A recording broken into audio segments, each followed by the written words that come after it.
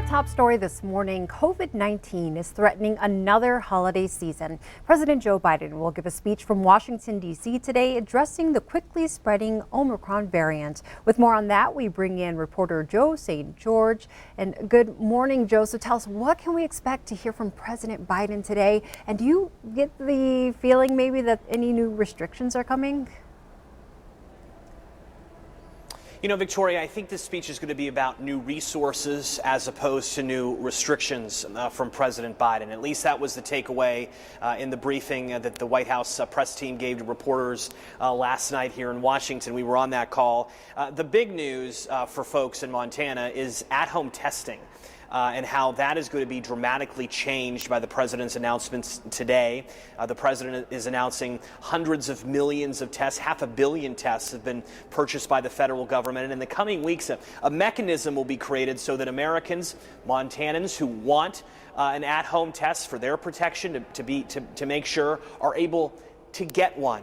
And that there'll be a website created so that they'll be able to get one for free. There's been a lot of frustration around the country that at-home tests are either not available at their local pharmacy, too difficult to drive and get in rural parts of our nation. Rural Montana is a perfect example of this. And others have complained about the cost of these at-home tests. So these free tests are going to be a big change. In addition to that, President Biden announcing that military personnel, military nurses, military doctors will essentially be on standby to respond to the hardest hit areas around our country, going to hospitals to assist doctors and nurses that are understaffed.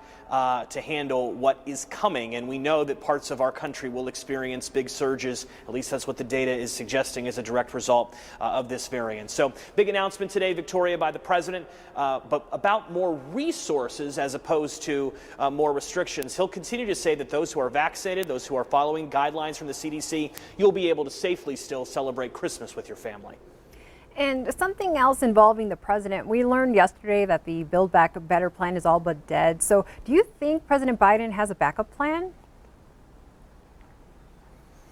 Well, they're going to find out. We're going to find out a little bit more today. Montana Senator Tester, Montana's Democratic Senator Tester, is going to be on a caucus call with the other Senate Democrats a little bit later today. It'll be a virtual Zoom meeting of sorts where a path forward will really be discussed. But what's abundantly clear after Senator Joe Manchin, the moderate Democrat from West Virginia, and his comments over the weekend is that the Build Back Better bill, which include everything from climate change provision to child care subsidies to even hearing coverage for older Americans on Medicare, the bill that passed the House is not going to pass the Senate.